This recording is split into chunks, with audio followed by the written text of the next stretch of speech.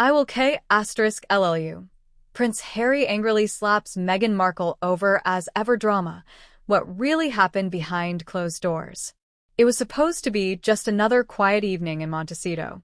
But behind the walls of a palatial estate draped in ivy and media mystery, something shattered. Not glass, but peace. A loud argument echoed through the hallways of the Sussex mansion, ending with a phrase no one ever imagined Prince Harry would utter. I will K*LLU. That's not a Netflix drama scene. That's what insiders are alleging happened just days ago, sparking one of the most intense royal rifts the public has ever seen. Yes, you read that right.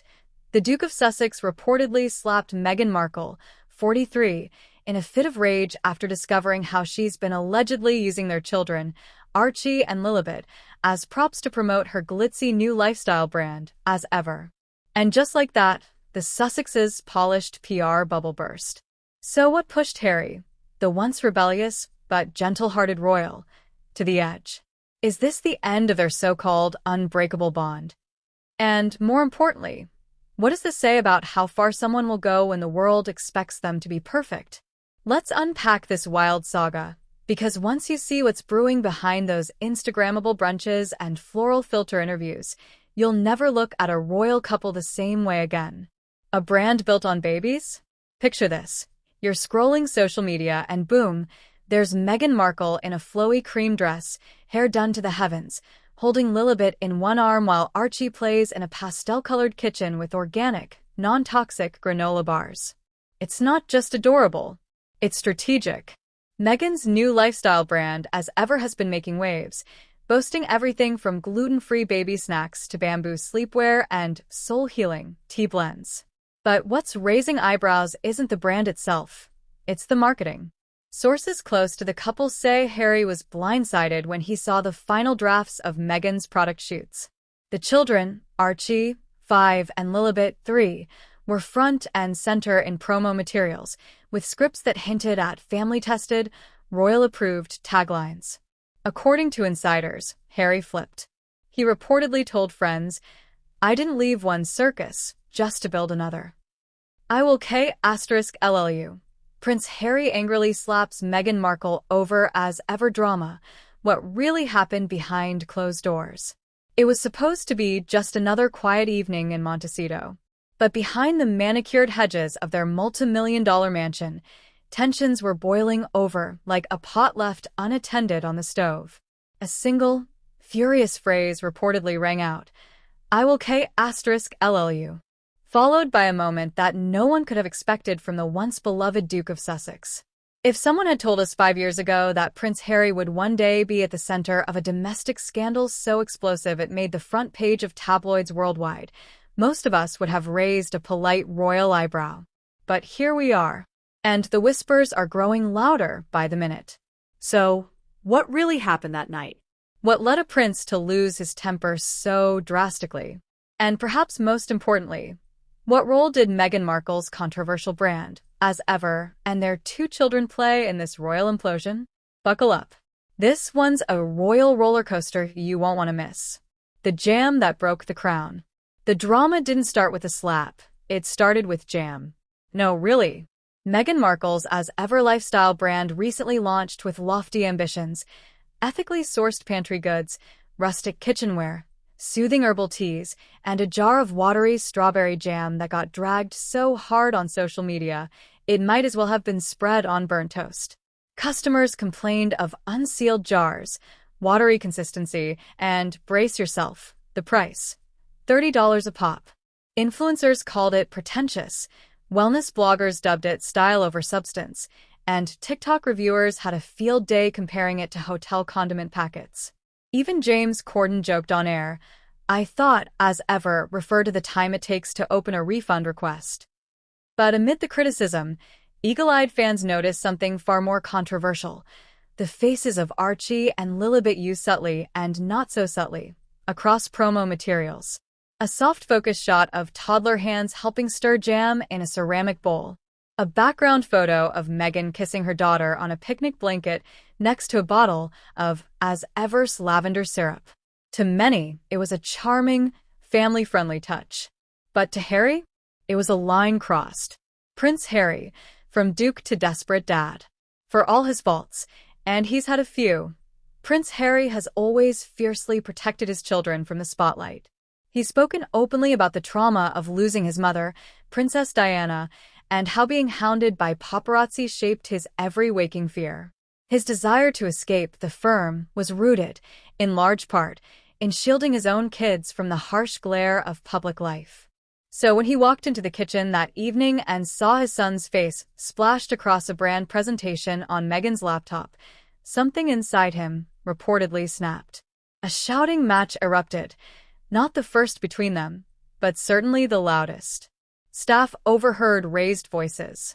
The phrase, "You're exploiting them," was allegedly hurled, followed by a shocking moment where Harry, in a burst of rage, struck Meghan across the face. Silence. Then tears. Meghan's gasp. Harry's heavy breathing. The stunned nanny in the next room, who didn't know whether to rush in or pretend she hadn't heard a thing. It wasn't just a marital spat anymore. It was the fracture of an already cracked fairy tale. As ever, or as exploitative? Meghan has long been accused of using her royal title as currency in the influencer economy. Critics say she's traded her Duchess persona for dollars, from Spotify deals to Netflix specials, from children's books to curated content calendars. But, as ever feels different. It's not just another celebrity brand. It's built around the persona of a mother, a wellness guru, a lifestyle tastemaker. And for that persona to feel authentic, it needed authenticity. So Meghan turned to her most valuable and vulnerable assets, Archie and Lilibet. According to former staffers, Meghan insisted that the inclusion of the kids gave the brand soul.